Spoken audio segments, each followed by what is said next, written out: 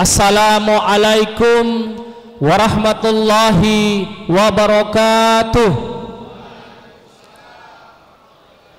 Alhamdulillahi rabbil alamin. Amsayna wa amsal mulku lillahi walhamdulillahi la syarikalah. La ilaha illa huwa wa ilaihil masir. Ashhadu an la ilaha illallah wa ashhadu anna sayyidana Muhammadan abduhu wa rasuluh. Amma ba'd. Yang terhormat Kasih Binadik Lapas Kelas 2A Gorontalo, yang kami sebut nama beliau Bapak Kasdin Lato Sarjana Hukum, yang kami hormati penceramah pada sore hari ini, yang kami sebut nama beliau Bapak Haji Saifuddin Mateka SAG. Untuk memulai agenda kita atau kegiatan kita pada sore hari ini, mari kita bersama melapaskan basmalah. Bismillahirrahmanirrahim. Selanjutnya mari kita sama dengarkan lantunan ayat suci Al-Quran yang akan ditilawahkan oleh rekan kita, yaitu Mas Aditya. Pada Mas Di, silakan.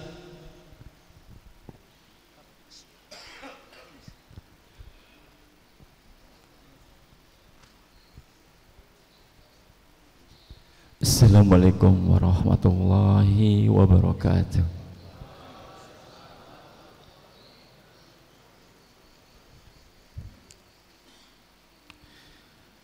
A'udzu billahi minasy syaithanir rajim.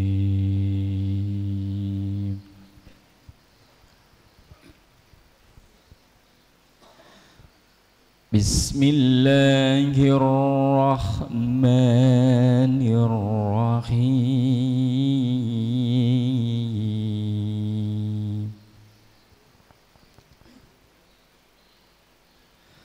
Alif Lam Mim.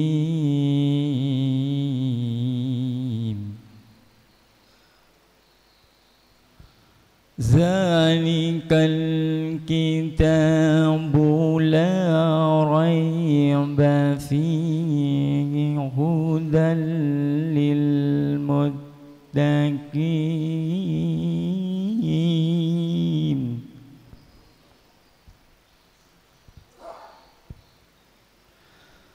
الذين يؤمنون بالغيب ويقيمون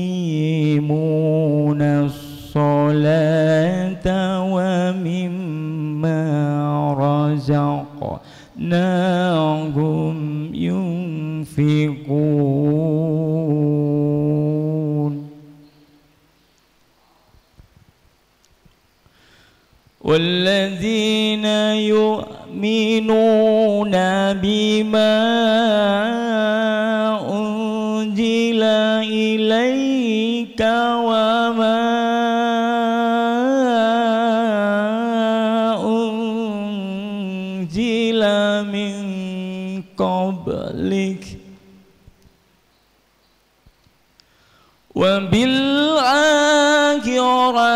هم يوقنون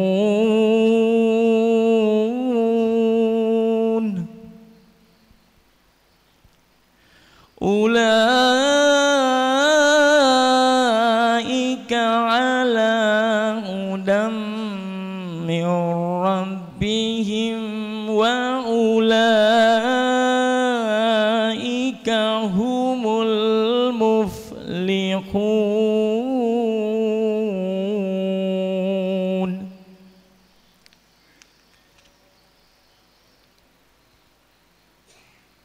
إن الذين كفروا سواء عليهم أأنذرتهم أم لم تنذرهم لا يؤمنون.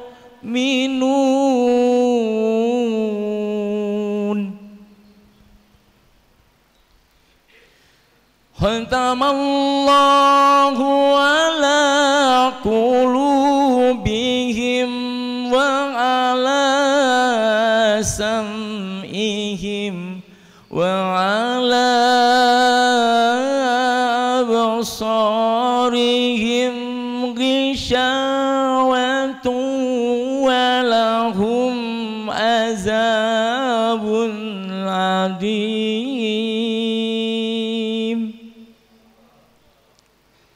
وعلى أبصارهم غشاوة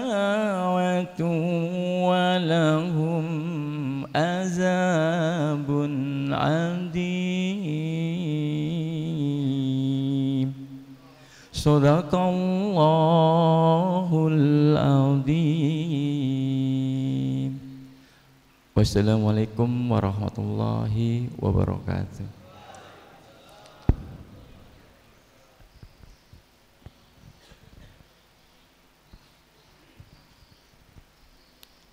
Demikianlah lantunan ayat-ayat suci Al-Quran.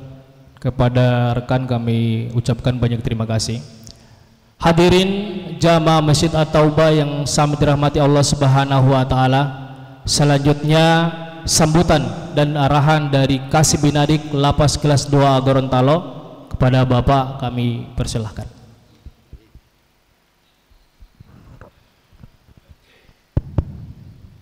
Bismillahirrahmanirrahim. Assalamualaikum warahmatullahi wabarakatuh. Alhamdulillah, alhamdulillahi rabbil alamin, wa bihi nasta'in ala umurid dunya waddin. Wassalatu wassalamu ala rasulillah wa ala alihi washabihi ajmain, amma ba'du. Sama kita hormati, kita muliakan Al-Mukarram Bapak Haji Syaifuddin Mateka SAG.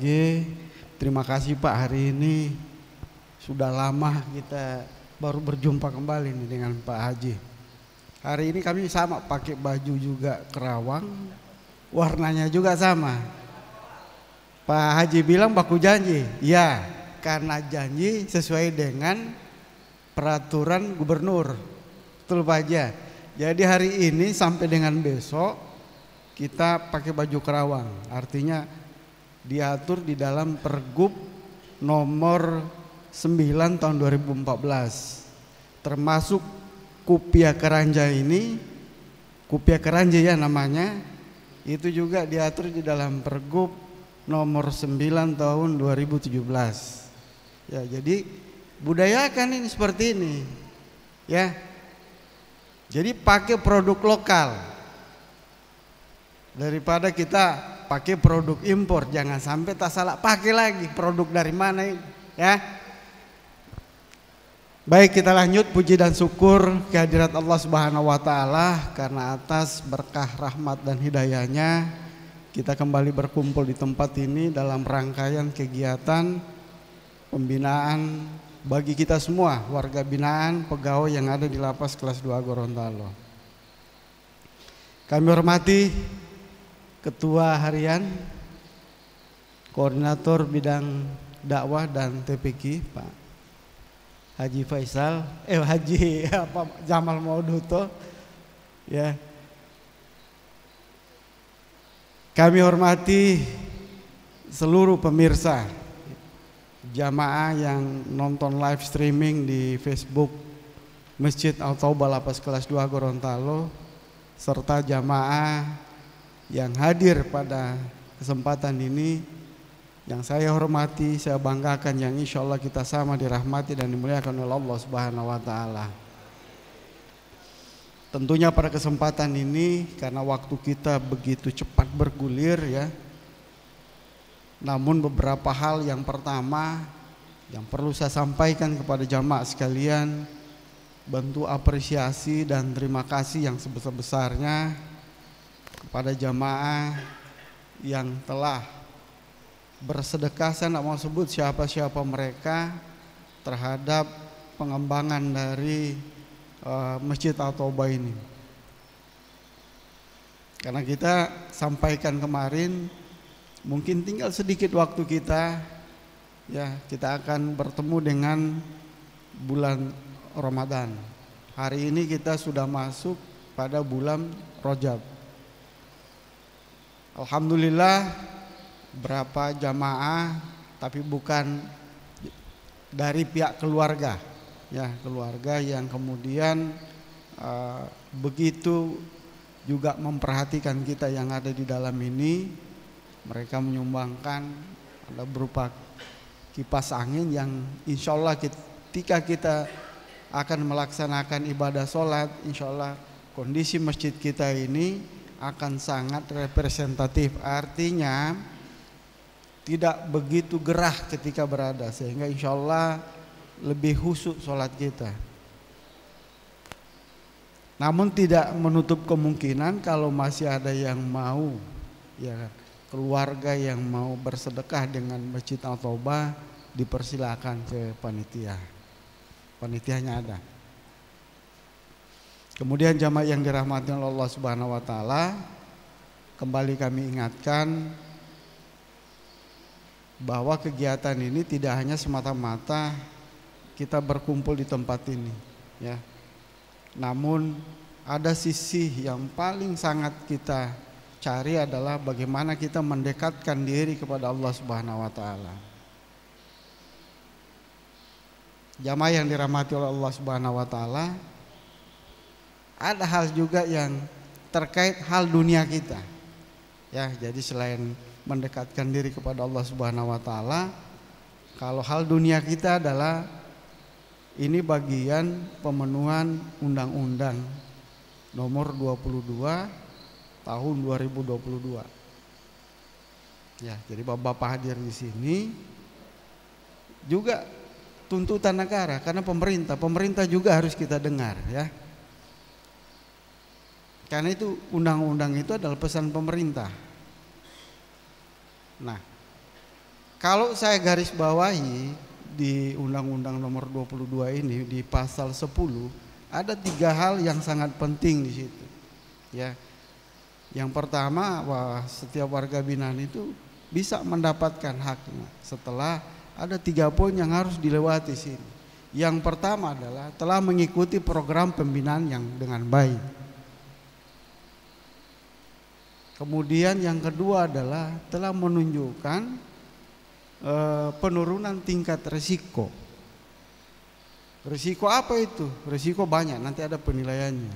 Ada dasar asesmen yang dibuatkan oleh tim asesor yang di lapas. Jadi jangan dikira mereka itu ada dulu di sana ini, kawan-kawan saya ini, teman-teman saya ini tidak melakukan penilaian. Nah, penilaian itu adalah penilaian yang dilihat dengan mata kepala secara nyata. Kemudian yang diambil dari data yang ada, yang sudah dilaksanakan di aplikasi Simpatik Yanmas itu. Jadi Bapak sidik jari di sana itu kan muncul. Kita baca di situ, oh ini. Jadi kalau misalnya kemudian tidak ikut programnya dengan baik, kemudian pada saat untuk perolehan hak remisi, hak integrasi lainnya itu tertolak, karena itu jangan salahkan petugasnya. Ya, ini masalah dunia nih, jangan salahkan petugasnya. Tanya pada diri sendiri, saya ini ikut atau tidak? Ikut kegiatan program pembinaan atau tidak? Kalau ikut, ya berarti tidak mungkin ditolak. Karena ini juga masuk di dalam beban psikologi, beban moral daripada petugas.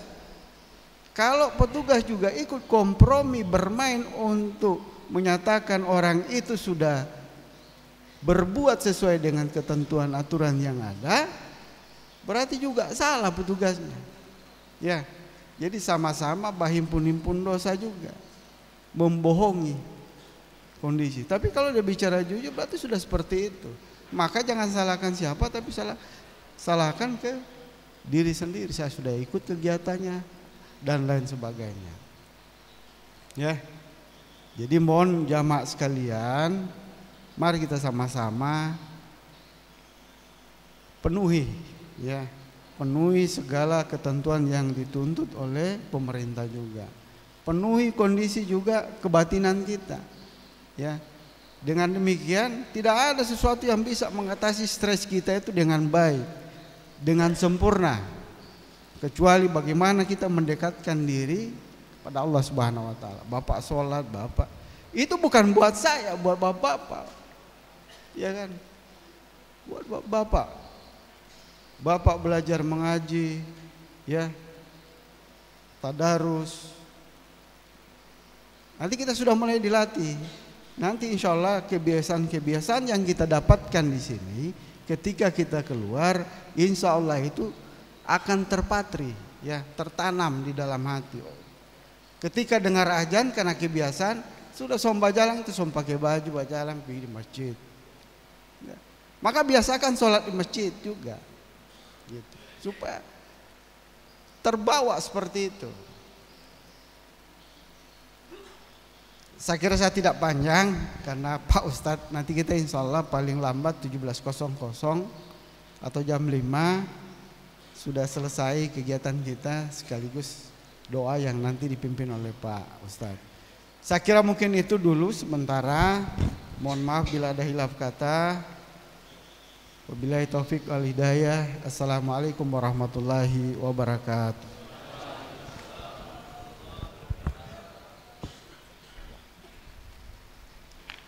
Demikian sambutan dan arahan dari Kasbinadik kepada Bapak, diucapkan banyak terima kasih.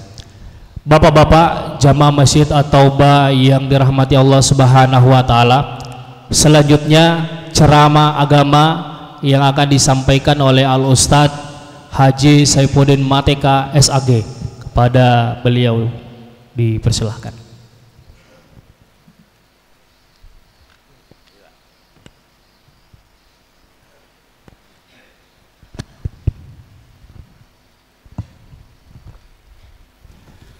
Assalamualaikum warahmatullahi wabarakatuh. Bismillahirrahmanirrahim. Innal hamdalillah nahmaduhu wa nashkuruhu wa nasta'inuhu wa nastaghfiruhu wa nastahdihi wa na'udzu billahi min syururi anfusina wa min sayyiati a'malina wa may yahdihillahu fahuwal muhtadi wa may yudlil falan tajida lahu waliyyan mursyida. Wassalatu wassalamu ala rasulillah Sayyidina Muhammad ibn Abdillah wa ala alihi wa sahbihi mawalah. Amma ba'du, qala Allah ta'ala fil Qur'anil Karim, a'udzu billahi minasyaitonir rajim. Bismillahirrahmanirrahim. La tastawil hasanatu walas sayyi'ah idfa' billati hiya ahsan fa idzal ladzi bainaka wa bainahu adawatun ka'annahu waliyyun hamim. Wa ma yulaqqaha illa alladzina sabaru wa ma yulaqqaha illa dzu hazzin azim. Sadaqallahul azim. Yang terhormat Bapak Kasbinadik Lapas kelas 2 Gorontalo, yang tadi baru saja memberikan arahan kepada warga binaan dan kita sekalian, yang saya hormati Ketua Badan Takmir Masjid At-Taubah Lapas kelas 2A, saya hormati Bapak Saiful Kasim, juga sebagai sahabat dan teman saya, sekelas dengan istri saya dulu. Yang saya hormati Bapak-bapak dan Ibu-ibu, para warga binaan Lapas kelas 2A bersama seluruh yang hadir, staf pimpinan dan keluarga besar Lapas 2A Gorontalo. Insya Allah kita senantiasa diridhoi, dirahmati dan diberkahi Allah. Amin. Di sore hari ini saya panjatkan puji syukur karena kembali kita berkumpul berjumpa di sini. Setelah beberapa waktu yang lalu kita pernah ketemu di sini dalam rangkaian tausiah juga, dan sudah agak lama. Kali ini saya ingin mengajak pada semua yang hadir, mari kita bersyukur kepada Allah, karena belum tentu yang seindah ini bisa dirasakan dan dinikmati oleh saudara kita yang lain. Kalau kita mau jujur Bapak Ibu, betapa bahagianya kita di sini dibandingkan saudara kita yang ada di Gaza, Palestina. Rumah mereka dibombardir Israel, keluarga mereka meninggal dunia, makanan, minuman diblokir, tidak ada listrik, tidak ada air. Kita di sini bahagia, aman, tidak ada ledakan bom, makanan tersedia setiap saat. Kerjaan kita cuma ibadah, berzikir, sholat, dengar tausiah. Luar biasa. Kalau dibanding saudara kita muslim di sana, mereka tidak bisa menikmati seperti apa yang kita nikmati sekarang. Juga kita bersyukur kepada Allah, di sini lebih banyak kita mendekatkan diri kepada Allah dibandingkan yang di luar sana. Mungkin ada di antara mereka yang tidak pernah sujud, tidak pernah ruku, tidak pernah menyebut berzikir, menyebut nama Allah, bahkan tidak pernah memandang mushaf. Di sini Bapak dan Ibu, setiap pagi bergiliran para penyuluh datang ke sini membimbing bapak-bapak untuk baca Quran. Termasuk istri saya tiap hari Senin datang ke sini memberikan penyuluhan, mengajak untuk baca Quran, meluruskan bacaan yang belum lurus. Alhamdulillah Bapak dan Ibu, ini kita syukuri. Karena itu di kesempatan yang indah ini saya ingin menyampaikan satu hadis dari Rasulullah. Hadis dari Rasulullah sallallahu alaihi wasallam. Hadis ini Bapak dan Ibu sangat populer di kalangan para ustadz, para kiai, para guru-guru ngaji, karena ini adalah landasan kita dalam rangka bermajelis ta'lim. Suatu hari Rasulullah di hadapan para sahabat-sahabatnya duduk di majelis begini, lalu beliau berkata begini, majtama'a qaumun fi baitin min buyutillah wa yatlunal kitab wa yatadarasuna bainahum illa nazalat alaihimus sakinah wa ghasyiyatuhumur rahmah wa khaffathumul malaikah wa zakarahumullahu fima indah. Kata Rasulullah begini, jika berkumpul satu umat di satu masjid dari rumah-rumah di mana orang beribadah kepada Allah seperti ini, lalu di tempat itu dibacakan ayat-ayat Quran seperti yang Mas tadi, wa yatlunal kitaba wa yatadarasuna bainahum, lalu dijelaskan dan diterangkan kepada umat apa makna kalimat-kalimat itu.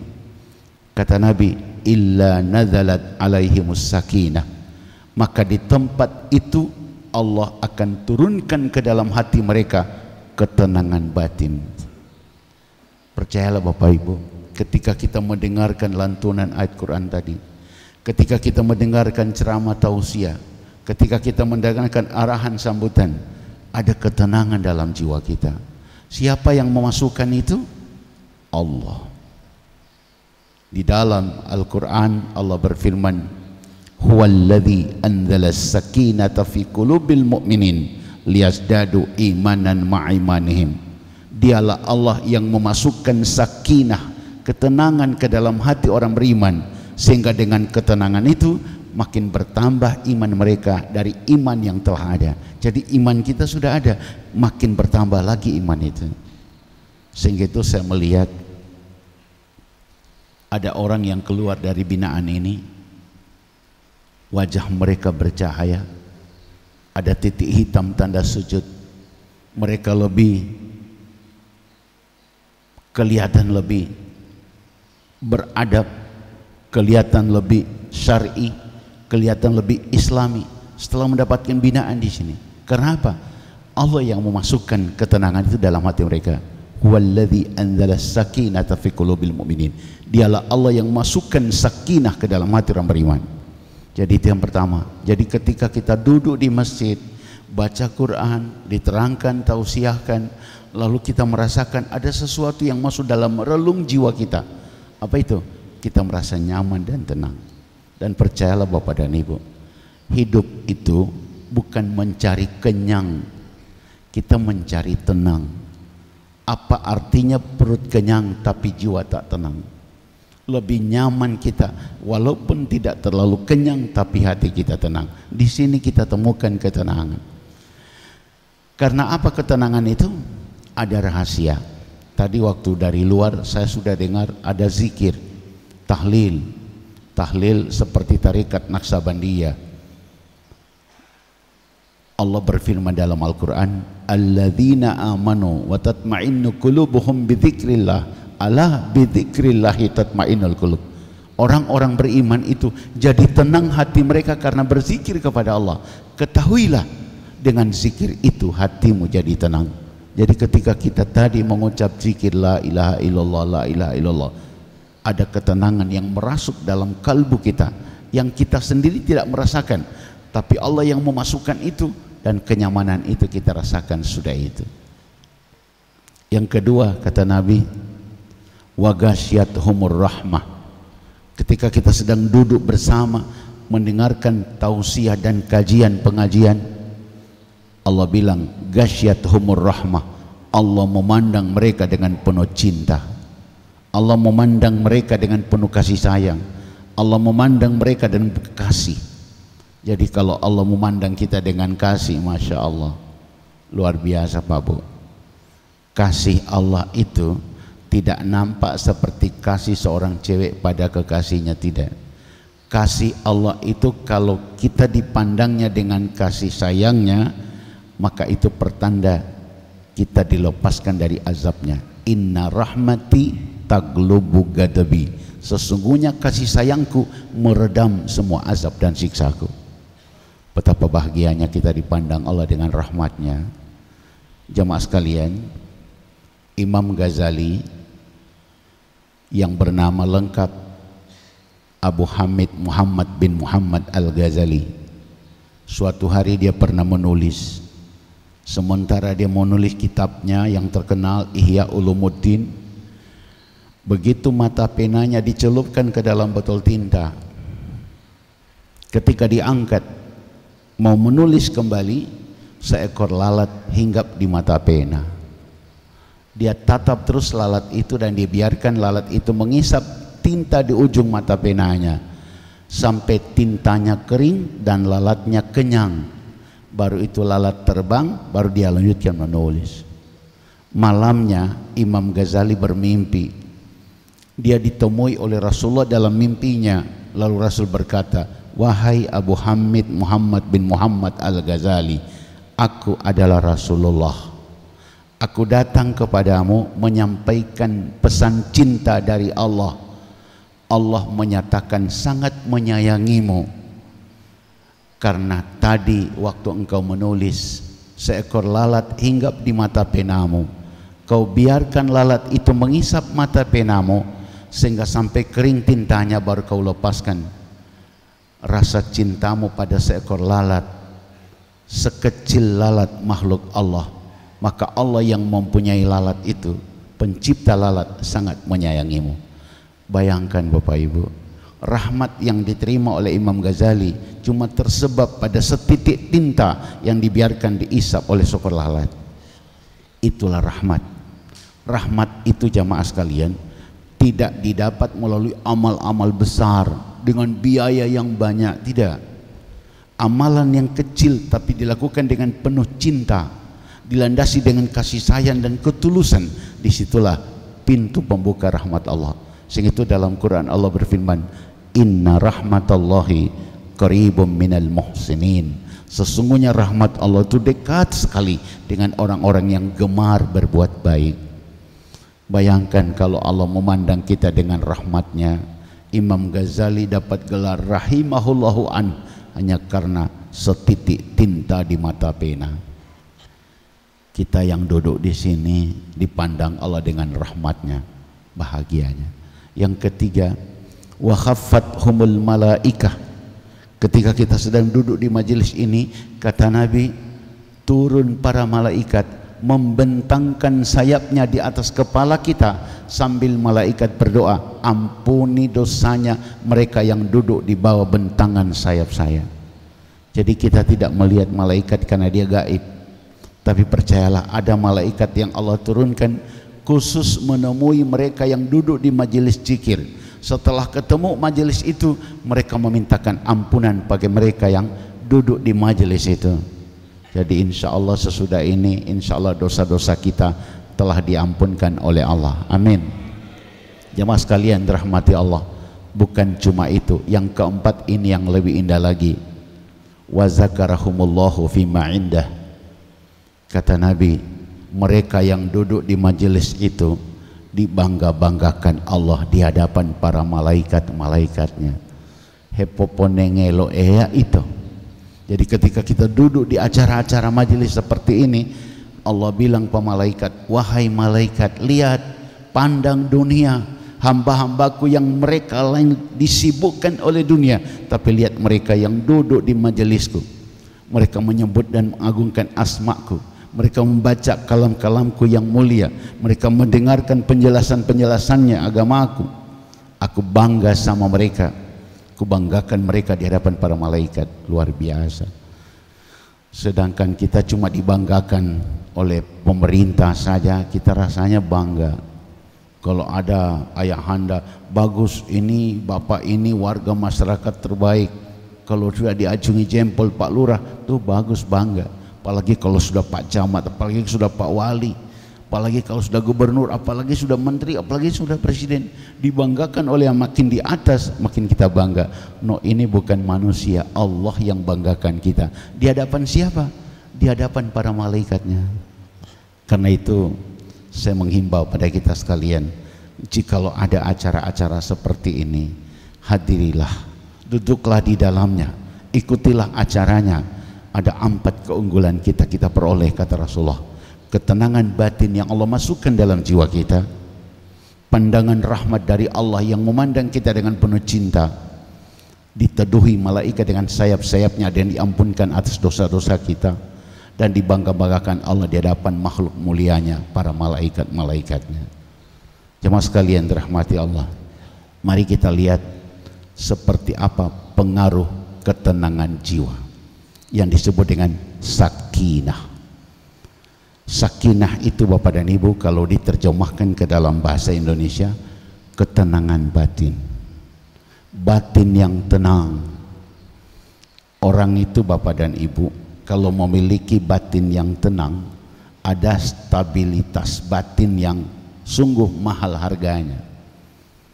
Seorang suami kalau dia sakinah, dia merasa nyaman di samping istrinya, dia merasa nyaman di hadapan anak-anaknya. Seorang adik kalau merasa sakinah di hadapan kakaknya, dia merasa bangga punya kakak. Seorang anak di hadapan orang tuanya kalau sakinah, dia merasa nyaman sekali punya orang tua. Sakinah itu agak luas terjemahannya. Bisa jadi bahagia, bisa jadi nyaman, bisa jadi tenang. Kenapa jadi bahagia, sakinah, tenang? Karena ada sesuatu yang membuat dia menjadi tenang hatinya. Apa itu? Zikrullah, ingat Allah. Saya yakin Bapak dan Ibu lebih banyak waktunya untuk zikrullah di sini. Karena itu Bapak dan Ibu, bagian dari yang harus kita syukuri adalah jalan-jalan Allah yang membuka pintu kita untuk sampai ke tempat ini. Kita tidak perlu merasa kecil hati, tidak perlu merasa kecewa. Di sini bukan tempat penghukuman, di sini adalah tempat pembinaan. Nabi Yusuf pernah masuk lapas, padahal dia Nabi. Ketika orang bilang, Yusuf, ente ini rugi sekali, tidak sempat menikmati tubuh Julaiha, tapi ngana dihukum karena ngana salah tidak ikut sama mereka. Tapi Yusuf bilang dalam Quran surat Yusuf, Rabbi as-sijinu ahabbu ilayya mimma yad'unani ilaihi. Tuhan, penjara ini lebih aku sukai daripada aku terkurung dengan kemauan mereka. Aku tunduk pada keinginan mereka. Lebih baik aku di penjara dan aku lebih suka di sini. Itu kata-kata Yusuf. 4 imam mazhab, Syafi'i, Maliki, Hambali, Hanafi, hampir semua mereka masuk penjara karena berlawanan dengan pemerintah. Tapi di situ mereka menemukan ketenangan. Buya Hamka, Haji Abdul Malik Karim Amrullah masuk penjara, tapi justru di penjara itulah dia mampu menyelesaikan terjemahan Al-Quran, kitab tafsir Al-Azhar. Dia tulis di dalam penjara, tafsir Al-Azhar, Dr. Hamka, dia selesaikan di dalam penjara. Bung Karno, Bung Hatta pernah masuk penjara. Jadi di sini bukan tempat penghukuman, tapi tempat pembinaan. Dibina jiwa kita. Setelah keluar dari sini, sama dengan bahasa tukang besi, kita disepuh ulang di sini. Anwolo wamila malama malali bungolo, ya. Wamila itu kalau sudah dipakai terus-terus itu peda, semua jadi tumpul. Maka untuk bisa tajam lagi, akan disepuh lagi, dibakar, baru ditaruh di air, baru diasah, keluarnya mengkilat tajam. Hati kita disepuh di sini, dipertajam jiwa kita. Setelah keluar kita lebih tajam lagi melihat betapa besar nikmat Allah. Karena itu jamaah sekalian dirahmati Allah, sepuhlah batin kita di sini untuk menjadi sakinah, hati yang tenang. Bagaimana pengaruh hati yang tenang? Coba mari kita lihat. Mari kita lihat. Hati itu dia bagaikan cermin. Cermin itu kalau kita melihat muka kita akan memantul cahaya muka kita sendiri. Tapi kalau cermin itu kena dosa, maka ada titik hitam di cermin itu. Ada titik hitam. Maka semakin banyak titik hitamnya, semakin buram dan kaburlah wajah kita di situ. Kita tidak bisa melihat wajah kita lagi. Karena apa? Sudah penuh dengan titik hitam. Maka cermin tidak bisa dipakai untuk memantulkan cahaya wajah kita. Begitulah dosa. Kata Imam Ghazali, dosa itu bagaikan titik hitam yang menodai cermin yang jernih. Maka jika hitam-hitam itu sudah memenuhi semua permukaan cermin, maka tidak lagi memantul wajah kita dari cermin. Di sini cermin itu dibersihkan lagi, dibersihkan dengan zikir, dibersihkan dengan baca Quran, dibersihkan dengan tausiah binaan, dibersihkan dengan sholat 5 waktu yang tekun Bapak Ibu lakukan. Dia bersih lagi. Tadi Qori sudah membacakan surat Al-Baqarah di awal-awal. Di situ disebutkan bahwa khatamallahu ala qulubihim. Karena dosa-dosa itu orang kafir tertutuplah hati mereka. Akibat cermin hati sudah tertutup, wa ala sam'ihim, tertutuplah pendengarannya, wa ala absorihim, tertutuplah pandangannya, gisawatu walahum adzabun adzim, tertutuplah hatinya dan mereka mendapat siksa yang pedih. Karena itu jamaah sekalian, bersihkan hati dengan zikir, dengan baca Quran, dengan beribadah, dengan mendengarkan tausiah kajian-kajian Islami. Setelah bening kembali, maka kita akan melihat diri kita. Kita akan melihat diri kita.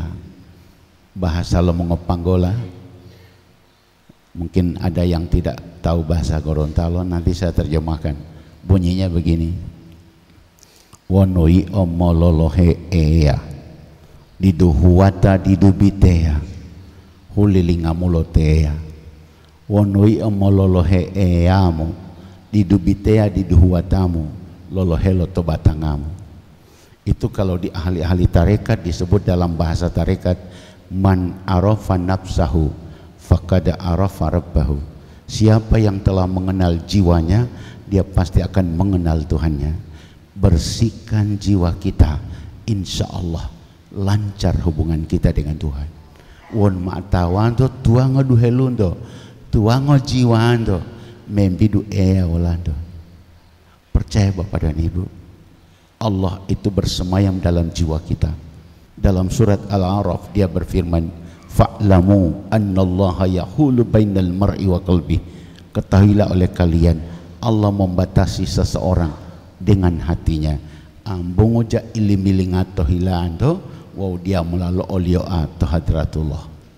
Karena itu ini jaga terus, zikir terus, konekkan terus dengan Allah. Karena ini model. Satu saat nanti, mohon maaf ini Bapak dan Ibu, terlalu jauh saya melangkah ini. Satu saat nanti kita akan masuk persidangan akhirat. Mungkin Bapak Ibu baru masuk sidang dunia, tapi satu saat akan ada sidang akhirat. Semua kita akan mengalami, termasuk penjaga-penjaga di lapas ini akan disidang. Bukan cuma yang pernah salah, yang benar juga akan disidang. Dan sidangnya, hakimnya adalah Allah. Jaksa penuntutnya adalah rakib dan atid. Saksi-saksinya adalah tangan dan kaki. Percaya Bapak Ibu, itulah prosedur hakim pengadilan akhirat. Mana ayatnya? Baca surat Yasin ayat 62. Sini kan sering baca Yasin ya. Al-yawma nakhtimu ala afwahihim wa tukallimuna aydihim wa tashhadu arjulhum bima kanu yaksibun. Pada hari ini kami akan tutup mulut mereka, berbicara kepada kami, melapor tangan mereka, dan akan kami angkat saksi kaki-kaki mereka atas segala perbuatan mereka. Satu saat kita akan disidang oleh Allah. Yang lapor siapa? Tangan kita. Yang jadi saksi kaki kita. Lalu siapa tersangkanya? Tangannya balapor, kaki jadi saksi, tersangka utama siapa? Tersangka utama adalah hati. Makanya hati yang akan dihadapkan Allah di hari kiamat akan ditanya. Dia yang akan jadi tersangka utama. Itu kaki cuma jadi saksi, tangan cuma saksi. Nanti satu saat Allah tanya, tangan, kenapa ngana sebab pelungku padia? Tangan bilang, saya cuma diperintah. Siapa yang berperintah? Saya peraja. Siapa ngana peraja? My heart is my king. Hatiku adalah rajaku. Jadi raja ini adalah hati. Kaki, siapa ngana so tandang-tandang padia? Saya cuma disuruh. Siapa yang basuruh? Ketua partai. Siapa mau? Saya kan cuma petugas partai. Jadi ini cuma pelaksana. Perintahnya berasal dari sini. Semua dari sini. Maka siapa tersangka utama? Dia adalah hati. Makanya hati-hati dengan hati. Kata Nabi, ketahui olehmu, dalam tubuhmu ada segumpal daging. Jika daging itu sudah baik, seluruh anggota tubuhmu ikut jadi baik.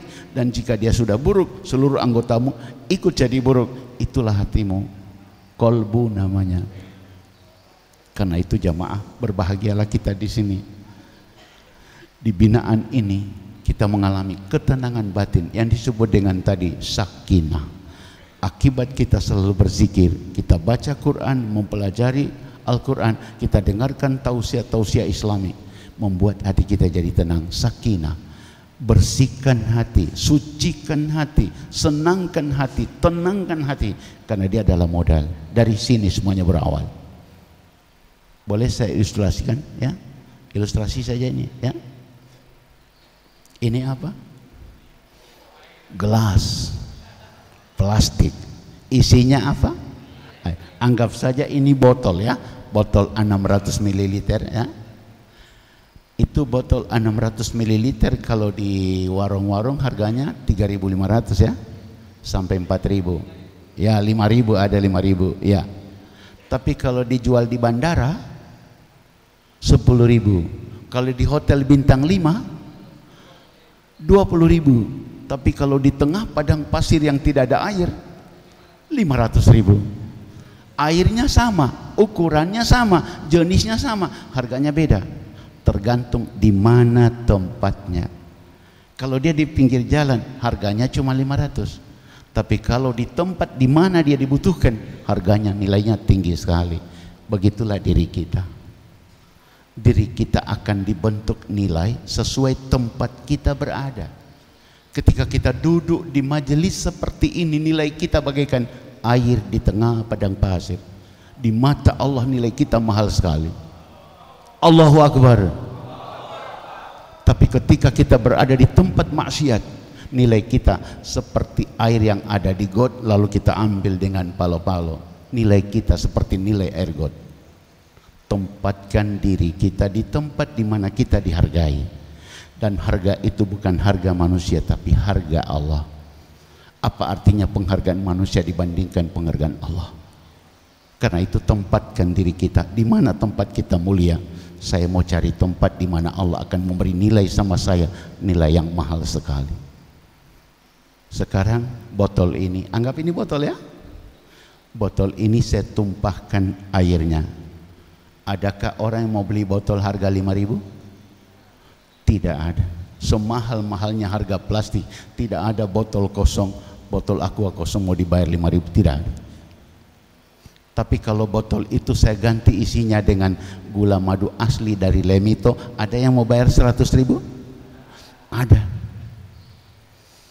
Botol tidak ada harga, tapi kalau isinya diganti, harganya akan naik sesuai isi. Itulah hati, Pak. Torampe badan ini hanyalah daging, tulang, kulit, kuku, rambut, urat dan otot. Selebihnya cuma isi tinja. Tapi dia akan naik jika diangkat oleh nilai isinya. Inilah hati, inilah isi. Isi gula madu asli Lemito di sini. Nilai kita terangkat. Mengerti ya? Mulai hari ini robah terampai hati. Robah. Mulai hari ini robah, isi dengan hati yang mulia, hati yang bersyukur, hati yang bersabar, hati yang peramah, hati yang kasih sayang, yang pengasih, pemaaf, pemurah, penyantun. Kalau itu isinya, mulia kita di mata Allah Sang Pencipta. Allahu Akbar. Mudah-mudahan Bapak dan Ibu, pencerahan kalbu hari ini insya Allah bisa membuat perubahan di hati kita, bahwa setelah kita keluar dari sini bagaikan pedang yang sudah tumpul, yang kemudian kita diasah lagi, kita di istilah podupati olah pola topuolo, ditopu ulang, disop ulang, dibakar sampai merah, dicelup ke dalam minyak tanah, kemudian diasah lagi biar lebih tajam lagi, dan itu tajamnya bisa bertahan. Tajamkan mata kita, tapi bukan mata kepala, tapi mata batin, mata hati. Karena manusia memiliki 4 mata. 2 mata ada di kepalanya memandang keindahan dunia, tapi 2 mata dalam hatinya memandang kebesaran Tuhannya. Insya Allah jamaah sekalian, tausiah singkat pada sore hari ini cukup memadai. Tadi sudah dikasih tahu sampai jam 5 dan sekarang tinggal 4 menit. Saya akan simpulkan ceramah saya pada sore hari ini. Bapak dan Ibu, ada manusia yang kelihatan lahiriahnya mulia, tapi di mata Allah mereka hina. Ada orang begitu. Secara lahiriah mereka kelihatan terhormat, tapi di mata Allah tak ada nilainya. Apa itu? Kloset di hotel bintang 5 terbuat dari marmer, indah sekali warnanya, pesan dari Italia, tapi bongkar isinya kotoran semua. Benar kan? Ada manusia begitu, di mata manusia kelihatan terhormat, tapi di mata Allah isinya yang Allah lihat cemberan, isinya adalah tinja, isinya adalah septic tank. Tapi ada manusia yang kelihatan di mata manusia, dia ini kan begini begitu, kelihatannya udah lihat kesan di badan penuh tato, lihat ada garis-garis, ini orang kelihatan dari lahirianya. Tapi yang paling tahu tentang isi hatinya adalah Allah. Bisa jadi di mata manusia kita hina, bahkan kata Nabi, dunia tidak mengenal dia, tapi namanya viral di langit, menjadi buah bibir pembicaraan para malaikat. Allahu Akbar. Jadilah kita manusia yang mulia karena hati nurani kita, bukan karena yang dibuat-buat dari lahiriah kita. Semoga jamaah sekalian kita mulia di mata manusia dan juga mulia di mata Allah. Amin. Setelah ini adakan perubahan. Tidak ada hubungan dengan Presiden Anies Baswedan perubahan, tidak ada. Perubahan itu adalah al-muhajiru man hajara manahallahu anhu. Tinggalkan keburukan, pindah kepada kebaikan. Apa yang dilarang oleh Allah abaikan, apa yang diperintah Allah kerjakan. Semoga demikian, dan mari kita tengadah tangan kita berdoa. Saya pandu doanya ya, mohon diaminkan dalam hati.